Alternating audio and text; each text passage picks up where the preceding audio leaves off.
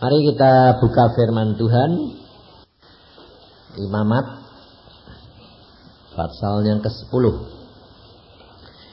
Mulai dari ayat yang pertama. Kemudian anak-anak Harun, Nadab dan Abihu masing-masing mengambil baraannya, membubuh api ke dalamnya serta menaruh ukupan di atas api itu. Dengan demikian mereka mempersembahkan ke hadapan Tuhan api yang asing yang tidak diperintahkannya kepada mereka. Maka keluarlah api dari hadapan Tuhan lalu menghanguskan keduanya, sehingga mati di hadapan Tuhan. Berkatalah Musa kepada Harun, inilah yang difirmankan Tuhan, kepada orang yang karib kepadaku, ku nyatakan kekudusanku, dan di muka seluruh bangsa itu akan ku perlihatkan kemuliaanku. Dan Harun berdiam diri. Kemudian Musa memanggil Misael dan Elsafan, anak-anak Usil, paman Harun, lalu berkatalah ia kepada mereka, datang kemari, angkatlah saudara-saudaramu ini dari depan tempat kudus keluar perkemahan. Mereka datang dan mengangkat mayat keduanya, masih berpakaian kemeja, keluar perkemahan seperti yang dikatakan Musa. Kemudian berkatalah Musa kepada Harun dan kepada Eliezer dan Itamar, anak-anak Harun, janganlah kamu berkabung dan janganlah kamu berduka cita, supaya jangan kamu mati dan jangan Tuhan memurkai segenap umat ini. Tetapi saudara-saudaramu, yaitu seluruh bangsa Israel, merekalah yang harus menangis karena api yang dinyalakan Tuhan itu. Janganlah kamu pergi dari depan pintu kemah pertemuan, supaya jangan kamu mati, karena minyak urapan Tuhan ada di atasmu. Mereka melakukan sesuai dengan perkataan Musa. Nah, saudara, pada hari ini kita belajar. Kalau saudara itu perhatikan, kalau saudara itu jadi orang Kristen, terus membaca Alkitab, perjanjian baru sama perjanjian lama, beda enggak? Bedanya apa? Kenapa di perjanjian lama kok Tuhan galai luar biasa? Betul kan? Sedikit-sedikit mati. Kira-kira kalau Tuhan zaman sekarang kayak gitu, banyak yang mati enggak? Nah, padahal saudara, apa yang dilakukan Tuhan zaman dulu itu sebetulnya sama dengan apa yang dilakukan kepada kita sekarang. Saudara pikir beda tak? Enggak beda sebetulnya. Cuma karena Tuhan itu luar biasa. Karena apa? Karena Tuhan itu menghendaki saudara dan saya itu masuk surga. Ngerti enggak? Makanya bedanya di situ. Sebelum Tuhan Yesus, sebelum hukum Taurat diberikan, ngerti? Maka manusia itu dikasih hukum Taurat, manusia itu biarpun dosanya kayak apa, tetap masuk surga.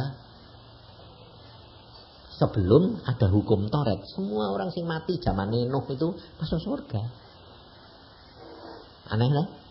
Wah, kalau gitu kan enak zaman dulu ya Pak ya. Ngawur, enak zaman sekarang. Kenapa? Karena kalau saudara dan saya itu hidup zaman sekarang ini adalah dinamakan zaman anugerah. Makanya saudara harus tahu, jangan anugerah itu dibiarkan seperti orang kamu diundang prasmanan, makan segala macam ada, ya toh? Sekenyangnya toh. Nah, tapi biasanya kamu itu kalau makan itu milih atau dirasain semua? Dipilih yang enak-enak tuh. Kenapa? Loh, ini orang ini nyediain makanan itu mesti orang yang mau pesta nyediain makanan ngundang kamu itu biasanya dia milih makanan yang enak-enak enggak? Ya toh? Masa milih yang enggak enak supaya kamu enggak makan? Kan enggak toh? Makannya enak-enak. Lah tapi kenapa kok kamu kok pilih-pilih, kenapa? Nah, ya itu benar. Apa yang kamu suka itu yang kamu yang enggak suka. Nah, demikian juga firman Tuhan itu roti hidup enggak? Hah? Lalu Tuhan menyediakan dari Kejadian sampai Wahyu ini enak semua enggak harusnya? Enggak semua enak dia bilang. Menurut kamu toh? Lah, lalu Tuhan ngasih firman ini harusnya enak enggak? Enak toh? Nah, kenapa kok kamu enggak mau makan semua? Ini yang menyebabkan, ngerti enggak? Saudara tidak bisa menikmati kasih karunia dan anugerah Tuhan. Sebab apa? Sebab firman Tuhan ini diberikan kepada saudara dan saya. Yesus itu dikatakan firman. Firmanku tidak akan kembali dengan sia-sia. Yesus dikatakan akulah jalan, kebenaran dan hidup. Jadi kalau saudara dan saya punya masalah, punya kesukaran, punya kesulitan, jalan keluarnya melalui apa? Firman Yesus. Tapi, loh ada tapinya, ini masalahnya. Yang kamu makan, yang kamu senang. Padahal yang kamu senang kerap kali bikin masalah. Contohnya, kamu senang manis, makanan manis terus, kencing manis. Loh betul tak? Nah, demikian juga kamu. Baca firman selalu yang dihafalin tuh yang berkatnya. Nah, mesti mau ngapal. Aku datang untuk memberikan domba-dombaku berlimpahan, pasti ngapal. Iya tak? Nah, kira-kira kalau kamu kebanyakan berkat, guling enggak? Hah? Guling, saudara. Makanya kamu kerap kali enggak dikasih berkat. Karena apa? Karena Tuhan lihat ini kalau kebanyakan malah lari ini anak-anakku ini. Tidak dikasih, saudara. Makanya itu kita ini belajar hari ini. Mengapa? Tuhan itu zaman dulu kok galak kayak gitu. Sebab Tuhan itu mau ngajar saudara kepada saya bahwa manusia itu kalau tidak dikasih hukum dan dikasih sanksi yang keras, manusia itu tidak bisa nurut. Nurut itu susah. Ini contohnya negara kita saja sekarang lah. Gara-gara demokrasi kebablasan. Semua orang mengumumkakan, semua orang protes, semua orang demonstrasi. Akhirnya apa? Kacau. Ya toh, malah kacau toh. Nah, makanya dari itu saudara kita harus belajar benar-benar. Nah, firman yang kita baca tadi perhatiin. Anak-anak Harun itu kenapa kok Tuhan galak kayak gitu? Karena apa? Bait Allah itu baru dibangun. Ngerti enggak? Kemah Allah kan baru dibangun. Lalu ada halaman, tempat kudus dan maha kudus. Nah, anak-anak Harun ini matinya di tempat mana? Ayo. Matinya di tempat maha kudus atau di tempat kudus? Hah? Matinya di tempat kudus, tidak di tempat maha kudus. Karena yang boleh masuk tempat maha kudus siapa? Cuma Harun, anaknya enggak boleh, cuma imam besar. Nah, maka dari itu kamu perhatikan. Pada waktu bait Allah ini baru didirikan, kuasa Tuhan itu nyata sekali. Ngambil api yang salah saja mati. Lalu keluar api dari hadapan Tuhan, nyambel loh. Mati loh. Udah mati, bapaknya tidak boleh nangis lagi. Berkabung tidak boleh lagi. Gualae Tuhan. Betul tidak? Hah? Ngerti saudara? Dan firman Tuhan melalui Musa bilang apa? Inilah yang dikatakan, kalau aku orang yang bergaul karib dengan aku, maka aku menyatakan kekudusanku. Aneh toh? Wah. Jadi ada 3 hal larangan yang berbahaya yang saudara dan saya harus ngerti, pelajari. Kerap kali kita cuma tahu nih sing kita seneng firman itu sing apa tuh sing berkat, sing apa itu. Lalu ada kata-kata gini, berkata positif. Berkati terus berkat. Aku bilang lah, ya itu betul, tidak salah. Cuma harus saudara tahu peringatan-peringatan Tuhan itu yang membawa kamu sampai ke tempat yang direncanakan Tuhan. Bukan, tidak usah kamu. Ini contohnya, orang Israel diberi janji. Aku akan membawa kamu ke tanah Kanaan, penuh susu madu. Yang dipikiri apa? Susu madu. Sampai enggak? Lah kamu kok ya tetap berbuat begitu? Kok ya enggak sadar-sadar? Loh. Saudara, kamu harus tahu. Yang penting itu peringatan-peringatannya itu kamu perhatikan, kamu hati-hati, nanti sampai dengan sendirinya. Otomatis sebab kitab ini disebut kitab apa? Perjanjian. Perjanjian antara Allah dan saya pribadi. Kalau saya genepi, Allah tidak mungkin bohong. Lah kok kamu nuntut buat apa? Yang penting genepi dulu bagian kamu, otomatis Allah akan menggenepi. Betul tak? Nah, maka kita perhatikan, Tuhan di dalam bait Allah itu Tuhan selalu berfirman di atas apa? Tabut perjanjian di ruangan yang maha kudus. Nah, sekarang Tuhan itu ruangan maha kudus. Kamu ini bait Allah enggak? Bait Allah enggak? Nah, baru dibangun apa sudah lama? Hah? Sudah lama. Nah, kalau dibangun baru, kuasa Tuhan nyata. Nah, ya dah. Kalau sudah lama, kuasa Tuhan ini tetap nyata apa enggak? Harusnya tetap, tapi kenyataannya enggak. Contohnya di dalam Alkitab. Nah, zamannya Harun, waktu dibangun pertama, Harun kalau mau masuk bait Allah, ruangan maha kudus, pakaiannya harus dipasangi keliningan supaya jangan nanti diterkam Tuhan. Jadi jalannya masih keliling loh, kayak orang permisi, aku datang Tuhan. Loh, kowe gak ngomong-ngomong, gak ngetok pintu tak mati. Lah ya toh? Lah, kamu lihat zamannya Samuel. Samuel itu waktu kecil tidur di mana? Hah? Di bait Allah, tapi di mana? Di ruangan suci atau di ruangan maha suci? Di ruangan maha suci. Samuel yang masih kecil, masih ngompol, disuruh tidur di ruangan maha suci. Mati tidak Samuel? Kenapa?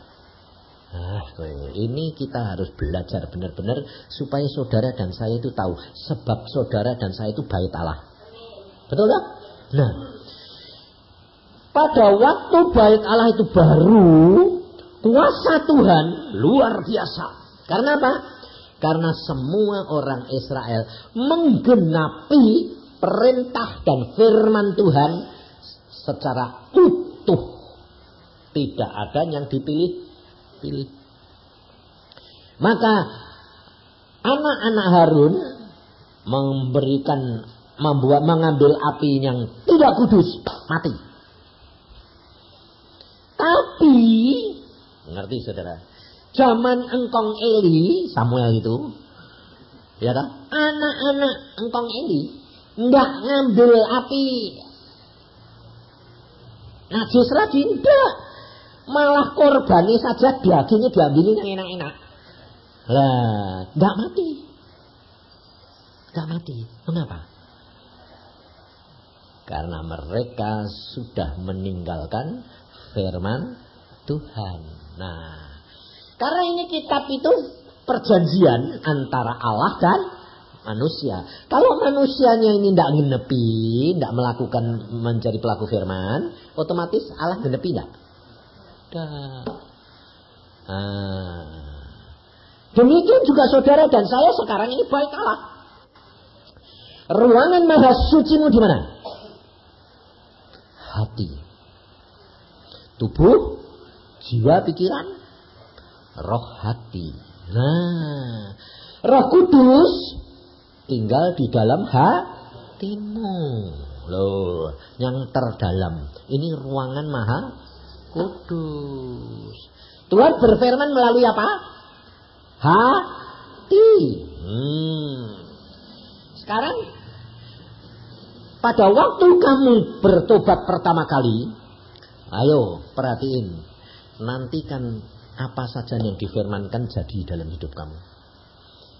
Kamu sakit, kamu ngalami apa? Sembayang langsung. Sembayangnya sederhana, malah jadi. Tapi sekarang jadi baik Allah sudah lama, sudah tahunan. Kok enggak jadi-jadi? Nah, kenapa saudara? Karena Tuhan ini tidak menggenepi apa yang dijanjikan. Karena kamu tidak genepi. Bukan Tuhan sang salah, kamu yang tidak menggenepi. Karena ini kita perjanjian, kamu menggenepinya sedikit, ya dapetnya sedikit. Kalau kamu menggenepinya banyak, dapetnya banyak. Kalau kamu seluruh firman kamu genepi, seluruh. Nah, saudara dan saya itu tidak bisa menggenepi firman. Tidak bisa. Yang bisa siapa? Tuhan Yesus. Makanya kamu mesti masuk di dalamnya Tuhan Yesus. Kamu percaya kepada Yesus, kamu bergantung kepada Yesus, Yesus yang melakukan di dalam kamu. Nah, caranya bagaimana? Roh Kudus ini sudah diberikan kepadamu sebagai penolong. Nah, maka kalau saudara itu hidup harusnya gini. Kamu baca seluruh isi firman Tuhan, jangan dipilihin. Ya memang saudara bilang, kitab yang perjanjian lama itu bilangan, imamat, ulangan, ngantuk. Loh, enggak enak. Ya memang. Obat itu enak enggak? Hah? Enggak enak tak? Kalau kamu sakit perlu enggak? Nah, tapi obatnya kamu enggak pernah sedia, enggak pernah punya. Nah, kamu sakit makan apa? Enggak ada obatnya, makanya enggak jadi-jadi. Maka dari itu saudara harus perhatikan. Kalau Tuhan berkata, orang yang karib kepadaku, aku menyatakan kekudusan. Nah, 3 tingkatan ini perhatikan. Halaman, ruangan kudus, dan ruangan maha kudus. Nah, halaman ini tempat di mana sapi, kambing dipotong. Loh, ngerti? Ini kedagingan. Di tempat dagingnya perlu disangkali. Makanya Yesus berkata apa? Kalau kamu mau menjadi muridku, sangkal diri. Lah, sangkal diri ini gampang apa susah toh? Hah? Ada yang jawab susah, ada yang jawab gampang-gampang susah. Ngerti saudara? Kalau saudara tidak bisa nyangkal diri, di halaman saja sudah ada gagal, tidak bisa kamu masuk ruangan kudus, tidak bisa kamu masuk ruangan maha kudus. Maka dari itu kita harus perhatikan, ya toh. Nah, yang di halaman itu adalah orang-orang yang kalau tidak melanggar perintah. Kalau saudara dan saya baca Alkitab, kemudian saudara masih melanggar perintah, itu masih diampuni. Karena apa? Belum masuk ruangan kudus, belum bergaul sama Tuhan lebih karib. Sebab tambah dekat ruangan maha kudus berarti tambah karib, tambah dekat. Nah, tapi kalau tambah dekat kok tambah salah sedikit saja hukum. Ayo. Jadi akhirnya kamu takut dekat enggak? Malah takut dekat. Rugi we. Akhirnya kamu tidak bisa ketemu Tuhan. Karena kalau kamu tidak dekat Tuhan, kamu tidak bisa ketemu Dia. Ya dah. Nah, kalau kamu melanggar perintah Tuhan, masih diampuni. Tapi kalau kamu melanggar kekudusan Tuhan, masih diampuni enggak? Hah? Hah? Enggak? Masih. Contohnya anak Harun mati loh. Mati yang mati jasmani ini apa rohani ini? Jasmani ini, rohani tetap masuk surga. Ngerti? Masih diampuni. Contohnya Musa. Musa pada waktu dia sudah hampir masuk ke Kanaan, dia teledor dengan kata-katanya, dia tidak boleh masuk Kanaan. Lalu Tuhan berkata, kamu melanggar kekudusanku, tidak masuk Kanaan.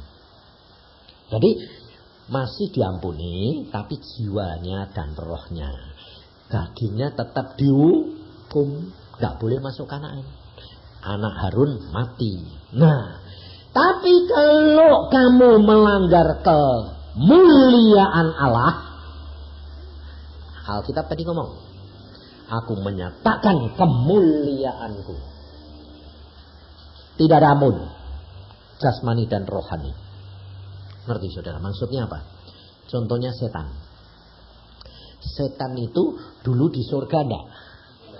Nah, terus kemudian dia melanggar karena dia melanggar kemuliaan Allah. Artinya kedudukan Allah, dia mau menyamai seperti Allah.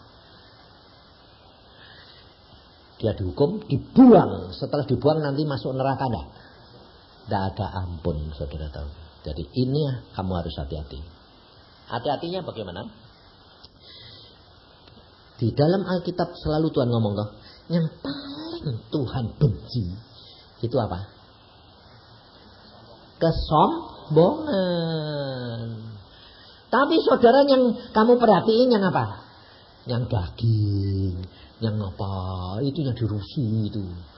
Mamanya, orang itu zina, kok bisa masuk surga? Zina itu urusan daging sama jiwa, tapi tidak urusan roh. Maka dari itu Tuhan paling benci itu urusan mencuri kemuliaan Tuhan. Maka hati-hati. Nah, lalu kita jadi orang Kristen ini jadi orang Kristen kita harus tahu, sebab selama kita di dalam dunia itu masalah itu tidak pernah selesai. Ya toh? Nah, masalah itu timbul dari mana? Dari orang lain kepada kamu, tapi dari diri kamu juga timbul. Karena apa? Karena saudara itu dilahirkan di dalam dosa. Wataknya setan itu sudah banyak di situ. Iri hati, kepahitan, ya toh? Sombong. Terus apa? Tama, mata duitan, mata keranjang. Loh, wah itu banyak. Kalau saya bilang mata duitan, mata keranjang itu bukan laki tok, perempuan juga zaman sekarang banyak mata keranjang.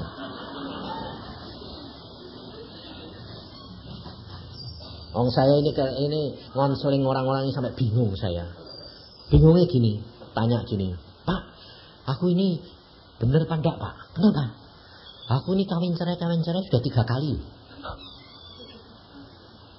3 kali?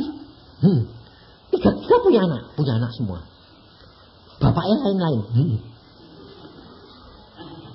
Terus saya bilang, loh, lah kamu pertama kawin di gereja enggak? Enggak. Yang kedua gereja enggak? Enggak. Yang ketiga baru di gereja. Ya wes lah, enggak apa-apa lah. Yang penting yang dulu kan belum ngadep Tuhan, betul enggak? Nah, ngerti? Itu di dalam daging. Belum masuk di dalam kekudusan. Maka dari itu saudara kita tuh jangan menghakimi orang lain.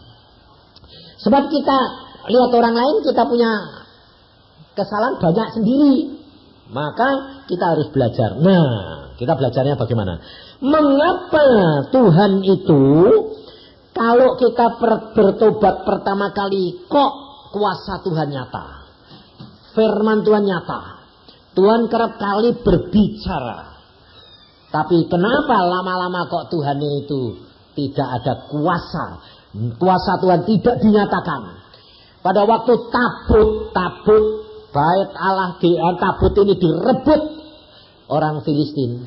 Orang Filistin nggak ada yang mati. Nggak ada yang mati. Ya toh? Nah, padahal direbut itu berarti dipegangi, ditarik-tarik enggak?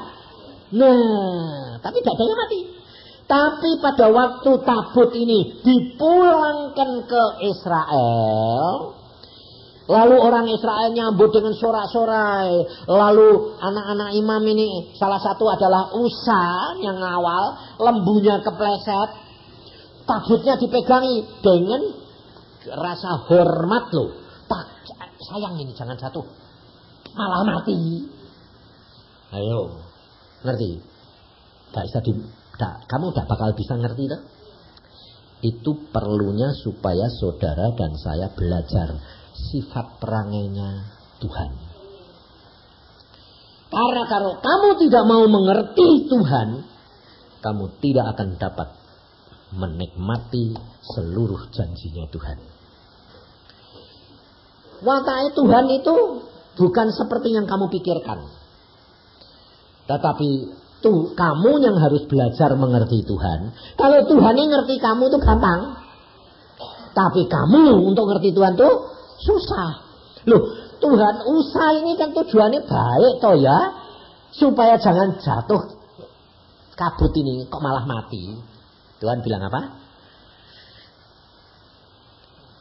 Orang yang karib, aku menyatakan kekudusan. Nah, mengapa Tuhan berkata itu? Karena ini tabut ini kan tempat di mana Tuhan duduk bertahta terus berbicara. Kapan tabut ini tidak punya kuasa? Kapan kuasa Tuhan tidak dinyatakan? Kalau Tuhan ini tidak ada di tempat. Nah, mengapa Tuhan tidak ada di tabut? Pada waktu tabut ini direbut orang Filistin, kok orang tidak ada mati? Karena Tuhan ini tidak di tempat, cuma ada tabut tok. Jadi tidak ada artinya. Demikian juga dengan hati kamu. Ada Roh Kudus, ada. Tapi kalau engkau tidak melakukan firman, Roh Kudus tidak akan dapat menyatakan kemuliaannya dan kuasanya. Jadi ada tempat tok, tapi tidak ada kuasa. Maka apa yang kamu minta, apa yang kamu omongkan tidak jadi. Kamu doa pun tidak jadi. Kenapa? Karena Roh Kudus tidak ada. Nah, kalau gitu lalu kamu mikir gini, kalau gitu segala sesuatu dong tergantung saya dong Pak. Betul. Tergantung Tuhan, tetapi karena ada perjanjian antara Tuhan dan kamu genepi sedikit, Tuhan ya sedikit. Kamu tidak genepi, Tuhan tidak mau. Ya Tuhan tidak hadir, tidak ada kuasa. Tapi kalau saudara dan saya menggenepi bagianmu, Tuhan pasti menggenepi. Ya, kamu punya kuasa. Tidak usah takut. Nah, salah satu contoh bahwa kalau kamu tidak punya kuasa, itu ada ketakutan. Dimana kalau kamu hidupmu kok takut, khawatir, itu tidak punya kuasa. Karena apa? Karena perjanjian kamu dengan Tuhan ini tidak jalan. Karena kamu tidak membayar bagian. Kapan kita tidak punya kuasa menjadi takut khawatir? Kalau firman Tuhan tidak banyak kamu masukkan dalam hatimu. Makanya banyak orang bilang gini, kamu sudah baca, saya tanya Pak, aku ini sudah baca Alkitab tapi kok tetap ketakutan. Oh, mengapa? Saya bilang, ya baca tidak masuk sih Pak. Tidak masuk toh? Nah, karena bacamu kan diam-diam toh. Kalau baca Alkitab tuh bersuara apa diem? Ada yang bersuara, ada yang diem. Kalau kamu baca diem, pikiranmu melayang enggak? Melayang. Kalau baca Alkitab pertama kali mesti bersuara sehingga telinga dengar masuk ke otak. Nah, otaknya ini, pikirannya ini dimasuki firman. itu kayak gini. Air, ini kan air hidup firman. Ini dibasahi terus loh, dicuci. Otakmu itu dicuci, di brainwash, bersih. Tapi kalau kamu diam-diam, itu nanti lama, waktunya itu lama, kurang cepat. Sebab manusia itu lebih gampang lihat dan dengar daripada diem-diem.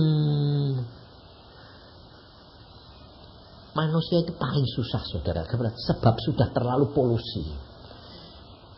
Maka dari itu, saudara, Tuhan itu tidak pernah bohong. Kalau Dia berjanji, pasti digenapi. Maka dari itu, saudara, kita harus menjaga diri. Apa? Lakukan bagianmu. Baca Alkitab, berdoa.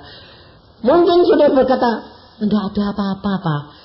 Itu harga yang saudara harus bayar. Kalau nanti bayarmu itu sudah cukup ukurannya Tuhan, pasti dikasihlah. Karena apa? Karena Tuhan itu tidak mau utang. Tuhan itu luar biasa. Tuhan itu lembut. Tuhan itu sayangi luar biasa sama saudara dan saya. Maka dari itu, kalau kita bergaul karib, tambah lama, Tuhan ini tidak perlu ngomong kadang-kadang. Saudara bisa ngerti dewe. Makanya ada tingkatan begini. Pertama, Tuhan ngomong, baru kamu ngerti. Tuhan ngomong, baru kamu ngerti. Itu tingkatan masih bayi. Bayi rohani. Tuhan ini tidak ngomong, dia tidak ngerti. Bingung terus. Ya, nah, kayak bayi. Bayi ini ngomongnya kan cuma weh terus, nggak pakai banyak-banyak toh. Tapi bapaknya ngerti toh. Nah, bapaknya yang harus ngerti. Tapi kalau sudah itu periode itu kira-kira 7 tahun. Terus kamu sudah mulai baca Alkitab banyak, kenal banyak, Tuhan ini ngomong banyak. Kamu sudah lakukan. Nanti tahun kedua, 7 tahun kedua ini, Tuhan ini jarang ngomong. Karena ini sudah mulai remaja, belum dewasa, dari bayi langsung dewasa, maunya cepat-cepat gitu loh. Ngomongnya sedikit tapi lakuin, terus mikir sendiri, jalan sendiri, karepe dhewe, ya toh. Nah, kebanyakan anak-anak Tuhan di sini itu sekarang ini bukan bayi, masih remaja. Kehendaknya sendiri yang mau dilakuin. Nanti kalau periode itu 7 tahun lagi itu sudah selesai, baru 7 tahun dewasa. Kalau dewasa, Tuhan itu tidak ngomong, tidak banyak ngomong. Tapi kamu ngerti dia. Contohnya, sebab kalau sudah dewasa, mulai pacaran. Ya toh, remaja pacaran, repot malah nanti. Itu namanya cinta monyet, loh, betul ya?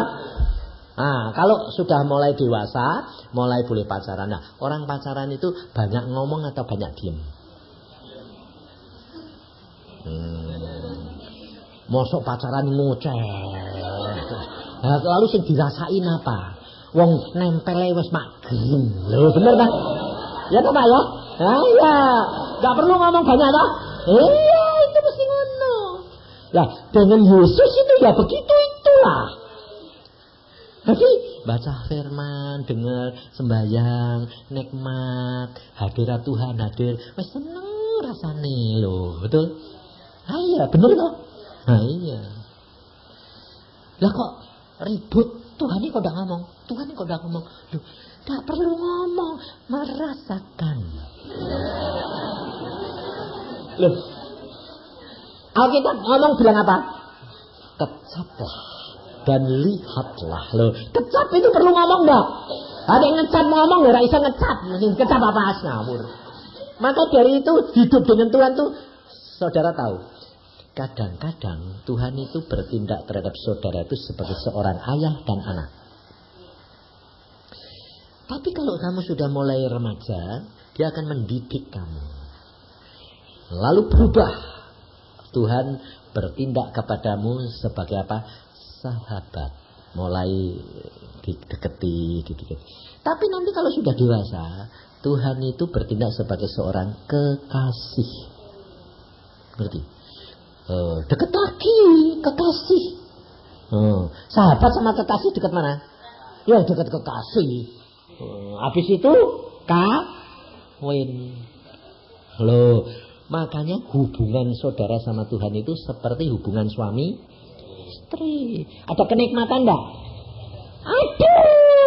Makanya kamu jangan bilang, masa sih kok seperti suami istri? Loh, Alkitab yang ngomong. Paulus berkata apa?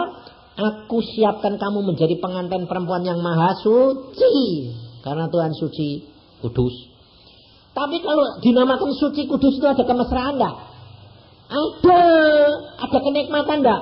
Ada. Makanya karena kamu belum pernah ngalami ya. Aku yang sudah ngalami. Mesrane Tuhan itu luar biasa. Sebab aku alami sendiri. Ini dilus-lus dibelah. Dibelah. Dan bukan mimpi loh. Sedang sembahyang. Jam 3 sore. Dibelah. Loh, tak pikir, Tuhan. Aku sayang kamu, Yusa. Bayangin. Dia cuma ngomong sepaanu tuh. Aku sayang kamu, no, Yusa. Gitu. Artinya itu ribuan. Kenapa? Tapi nikmat. Loh, ini dulu yang pernah orang pacaran ini. Ayo, perempuan-perempuan ini kira-kira kalau sing laki bilang aku sayang kamu, rasanya maknyes gitu. Ayo jujur, betul ya? Yang sudah ngalami ini semua betul ya? Iya. Kalau suamimu jangan ngomong gitu, rasanya mak tolong gitu. Apalagi Tuhan. Karena yang kamu nikmati itu rohani dan jasmani. Ngerti saudara? Saya ngalami semua. Yang saya lakukan apa kalau sudah gitu? Bilang, terima kasih Tuhan. Tidak bisa. Bisanya apa? Nangis. Loh kok malah nangis? Kenapa? Aduh Tuhan, engkau itu kok sayangnya kayak gitu. Tidak ada di dunia orang sayang kayak sama saya seperti itu gitu. Loh, ngerti? Makanya saya itu terus terang, saya hidup dengan istri saya itu kayak orang pacaran terus. Saya bilang, kita menikmati itu luar biasa ya. Iya, tapi sama Tuhan lebih. Istri saya juga bilang gini, yang ya kalau manggil saya kan sayang, aku ya yang. Wis tak ono nama lama harus hilang kabeh itu. Ini namanya dua-dua sama yang. Dia bilang ini, yang aku kalau mulai nyayangi kamu lebih, Tuhannya cemburu. Bagaimana caranya Tuhan cemburu? Pasti kamu nyakiti hatiku. Dibuat sama Tuhan. Aku nyakiti hati dia. Nah, Tuhan bilang, rasain gue. Gue lebih sayang dia kok daripada aku kok. Aku cemburu loh. Tuhan itu cemburuan. Maka dari itu saudara kenali dia. Nah, tapi cemburunya kamu manusia sama cemburunya Tuhan lain loh. Tidak sama. Aku dulu protes. Aku cemburu sama istriku. Tuhan bilang, kamu tidak boleh cemburu. Karena cemburu itu membuat sengsara. Istrimu jadi sengsara, kamu cemburuin. Aku langsung jawabnya apa? Kamu cemburu. Alkitab berkata kamu cemburuan. Jadi aku tidak cemburu itu karena watakmu. Aku bilang gitu. Lalu Tuhan bilang, tidak. Tidak di mana? Cemburuku beda sama cemburumu. Cemburumu nafsu. Artinya kamu tidak boleh dia sama orang lain. Atau kamu mau puas dirimu. Tapi kalau aku cemburu supaya kamu selamat. Demi kepentingan kamu. Kalau kamu cemburu sama istrimu demi kepentinganmu. Tapi kalau aku yang cemburu sama kamu demi kepentingan kamu. Beda Tuhan. Oh iya, ngerti aku. Kenapa aku cemburu? Karena aku sayang kamu supaya kamu jangan terhilang. Ngerti? Sebab kalau kamu lebih mengasihi istrimu daripada mengasihi aku, akhirnya kamu jadi berhala istrimu. Ya toh? Lalu tidak bisa lepas sama saya. Lebih terikat sama saya daripada sama Tuhan. Nah, kamu terhilang jiwamu karena kamu jadi berhala. Tuhan tidak suka. Ngerti saudara? Maka dari itu hidup dengan Tuhan itu luar biasa. Bagian saudara, bagaimana supaya Roh Kudus di dalam diri saudara itu berkuasa, menyatakan, bukan tidak berkuasa, dia berkuasa, tapi menyatakan kuasanya di dalam hidupmu, menyatakan kemuliaannya di dalam hidup kamu. Bagaimana? Lakukan apa yang Tuhan perintahkan. Nah, apa yang diperintahkan Tuhan? Setiap orang tidak sama. Caranya kamu baca Alkitab banyak, tidak usah dihafalin, tidak apa-apa, baca saja banyak. Nanti di dalam kamu kesulitan, di dalam saat tenang, kamu kesulitan, kamu menghadap Tuhan. Aku menghadapi masalah ini loh Tuhan. Apa yang saya harus lakukan? Nah, kamu konsultasi, nanti Tuhan bicara melalui hatimu, melalui firman yang pernah kamu baca. Itu muncul dalam pikiran plus gitu. Oh, itu wahyu, itu rema, itu firman, itu perintah, itu lakukan. Jadi. Nah, tapi biasanya yang repot gini, firman sudah muncul, lalu mulai ini mikir, ya dek Tuhan, dek itu suara hatiku. Nah, selama kamu firman Tuhan itu tadi mbok pikir, mbok timbang-timbang, tidak jalan. Karena kamu pasti ragu-ragu. Sebab ada setan yang nambahi. Ya benar, belum tentu Tuhan, belum, tidak jalan. Rugi. Makanya iman, kalau saudara ini berjalan dengan Tuhan itu perlu iman pada. Iman bukan dengan pengertian. Iman itu butuh apa? Tekad. Butuh nekat. Loh, tekad sama nekat itu beda loh. Kalau tekad itu semangat kamu, kalau nekat itu apa? Hah? Berani ambil resiko. Oh, kalau tekad itu tidak ambil resiko, kemampuan. Nah, pokoknya berjuang. Tapi kalau nekat itu ambil risiko.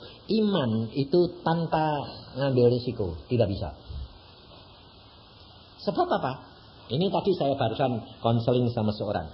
Dia dapat penglihatan sama saya dapat penglihatan menghadapi masalah sama. Nah, dia ada di gunung ini ada gunung, dia di gunung ini.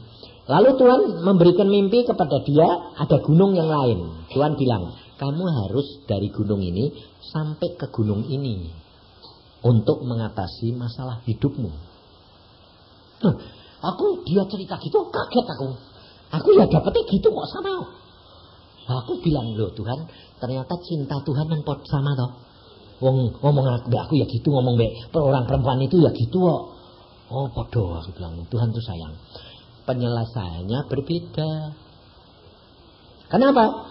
Pada waktu dia dapat penglihatan bahwa dia di atas gunung ini, harus pergi ke gunung itu, dia bilang apa? Aku tidak bisa terbang. Jadi aku memilih turun dulu, baru naik lagi. Nah, waktu dia turun, ternyata saudara, di bawah ada sungai berlumpur. Waduh, dia masih masuk tak? Lalu keluar lagi. Baru ada trap, kaki lumpuran semua. Setengah mati, lama tidak sampai-sampai. Nah, lalu saya bilang, karena kamu menetapkan langkahmu sendiri menurut pikiranmu. Pada waktu itu kamu sudah percaya Yesus tak? Sudah. Nah, kenapa kamu tidak minta tolong Roh Kudus? Kenapa kamu tidak konsultasi? Karena Roh Kudus itu penolong. Aku pada waktu Tuhan bilang, kamu dari gunung ini harus sampai ke gunung ini. Oke? Saya bilang, oke. Tapi saya ngomong, Tuhan Roh Kudus, Engkau penolongku. Berapa lama aku butuhkan untuk sampai ke gunung itu? Dia bilang, 1 jam. 1 jam. Dia kan tidak tanya. Dia memutuskan, oke, saya turun, baru naik. Berapa tahun? Gepeng. Benar, saudara. Ternyata dia ditinggal suami. Suaminya main perempuan lain. Bayangin. Berlumpur. Itu. Sekarang sedang proses cerai. Bayangin. Keluar dari sungai sekalipun. Tetap berlumpur enggak? Tetap sudah punya anak satu, janda tuh. Tetap lumpur tuh. Lengket dari kaki itu. Ngerti saudara? Tapi beda, makanya saudara saya ajari kenapa? Saudara dan saya punya Roh Kudus, penolong. Segala sesuatu kamu dapat penglihatan, dapat apa yang akan terjadi? Konsultasi sama Roh Kudus. Bicara. Aku bicara. Tuhan Roh Kudus, berapa lama? 1 jam. Kalau 1 jam ya aku tidak mungkin toh turun naik lagi, mana mungkin. Wong berhari-hari wong gunung. Nah aku bilang 1 jam secara manusia aku tidak mungkin. Karena aku turun tidak mungkin. Saya bilang. Lalu saya bilang gini. Apa yang aku harus lakukan supaya aku sampai?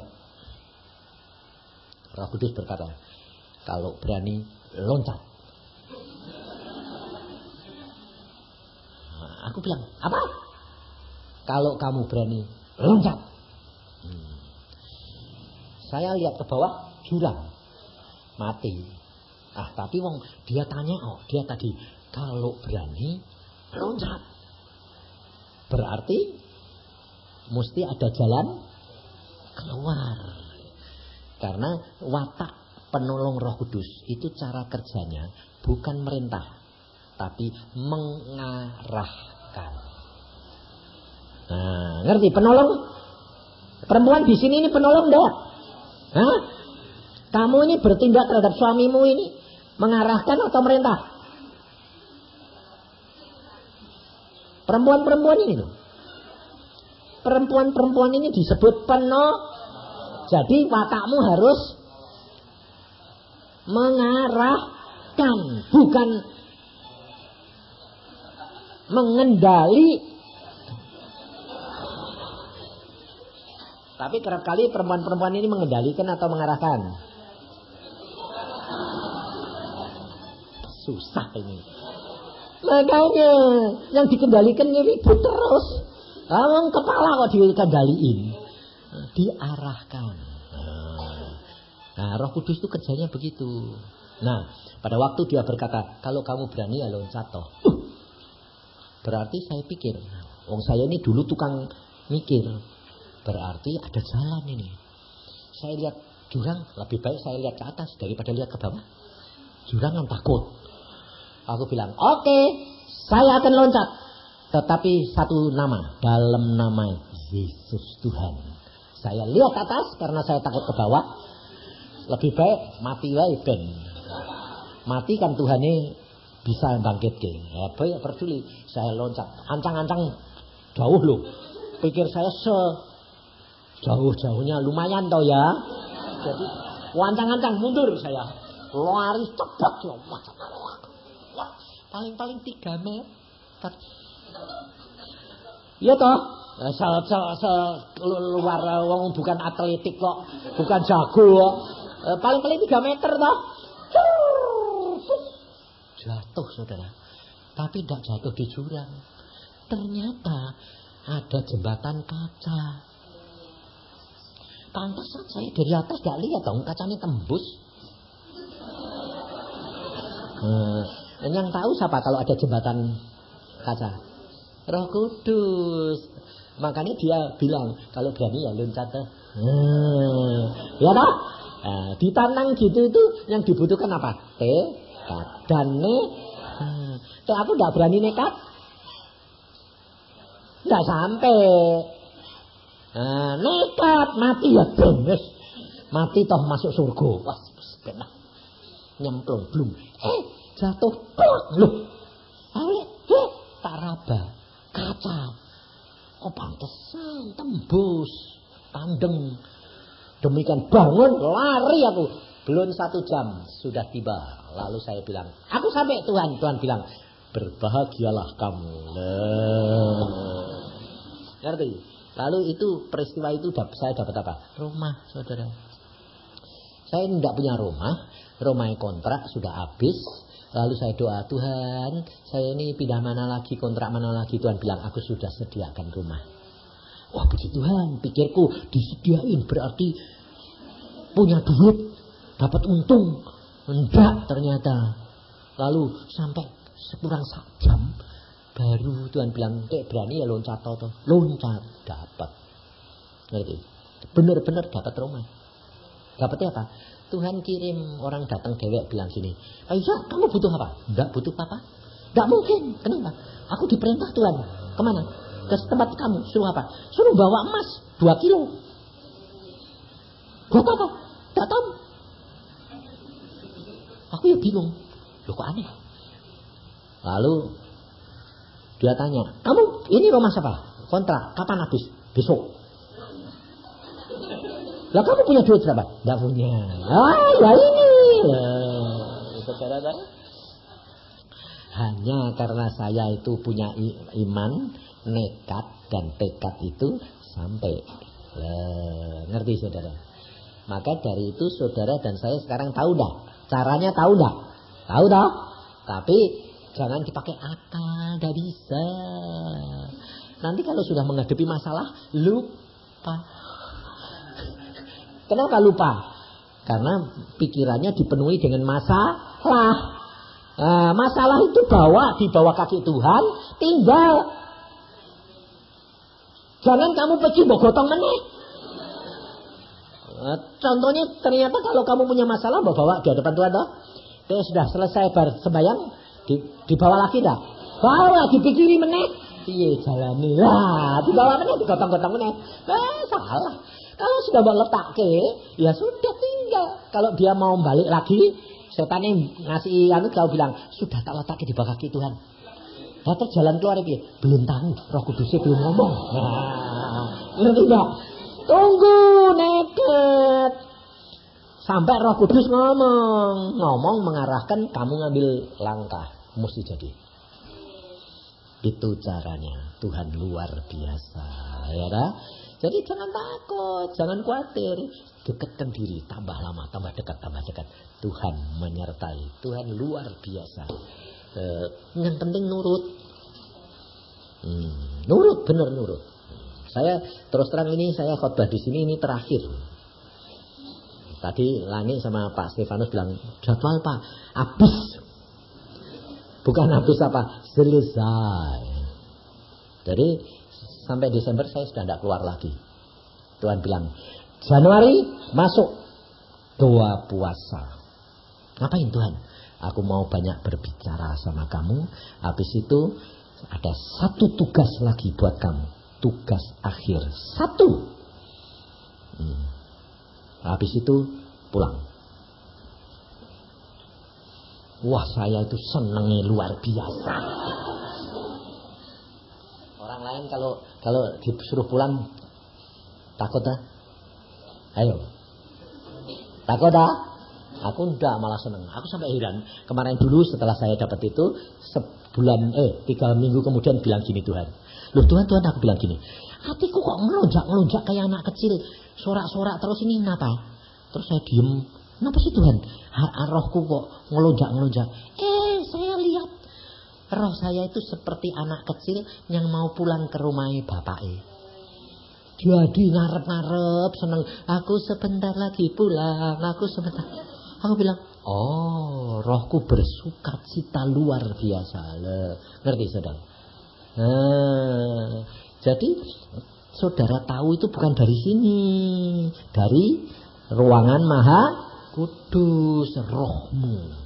Jadi saya itu senang sekali saudara. Makanya saya bilang selalu gini, Tuhan apa pesanmu buat anak-anakmu. Ini kan pesan akhir.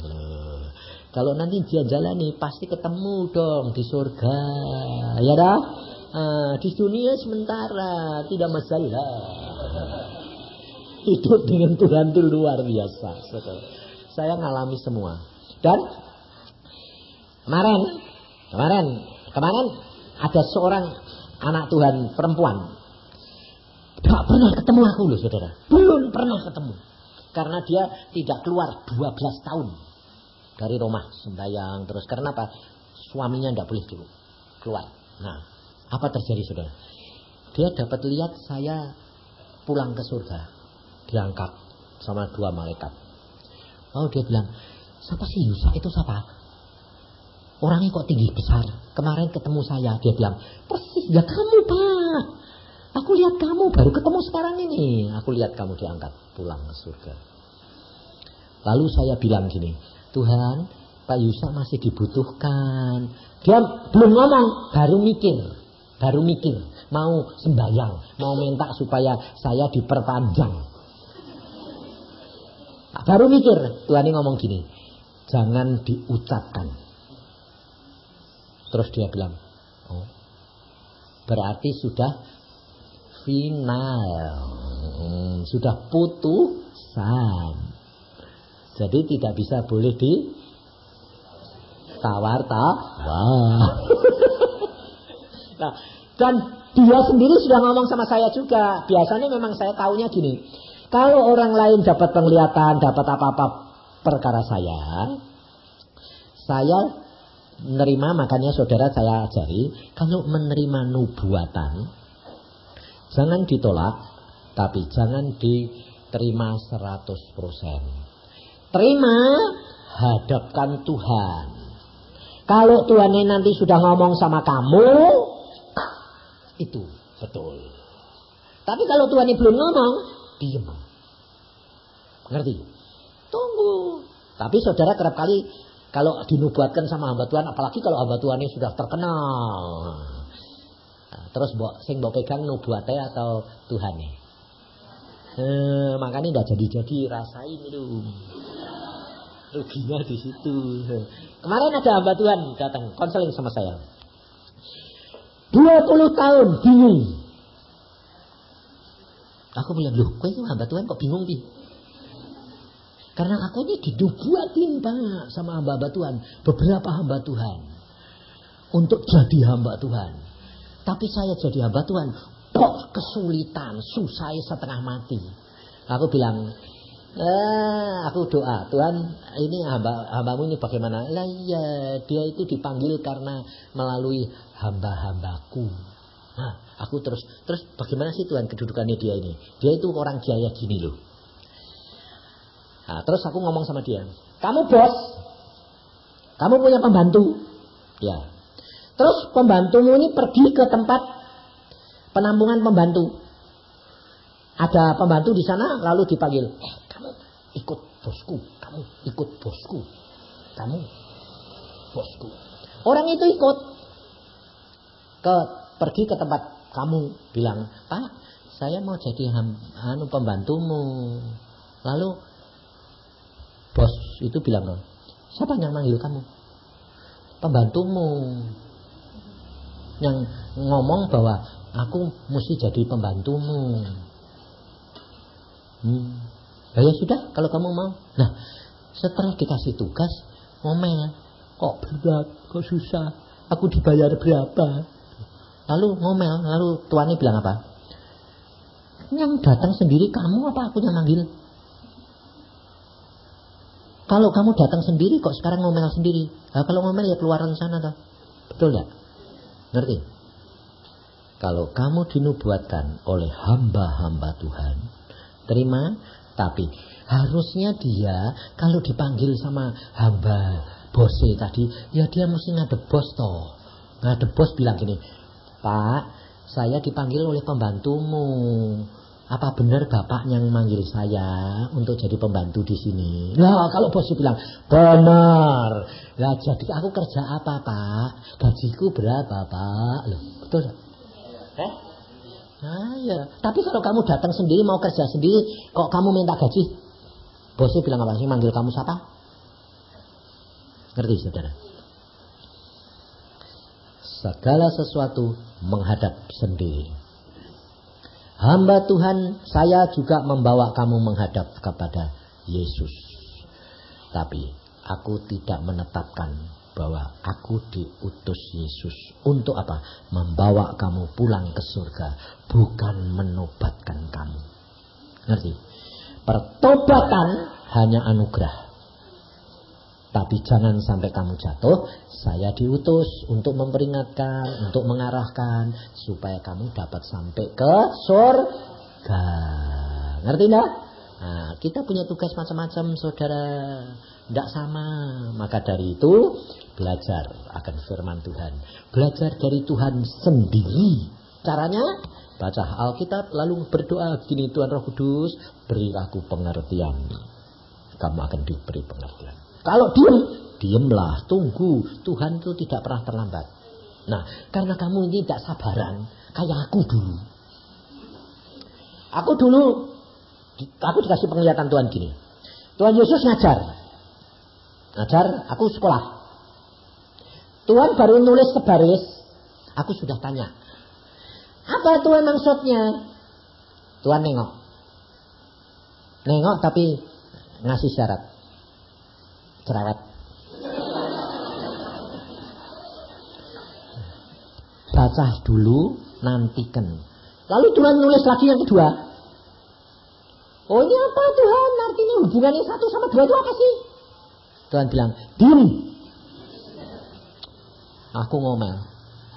Ditanyain enggak mau jawab. Tuhan bilang, tunggu sampai semua saya sudah tulis, kamu baru ngerti hubungannya. Nah, kamu persis gitu enggak? Baru baca sedikit, apa? Mengapa?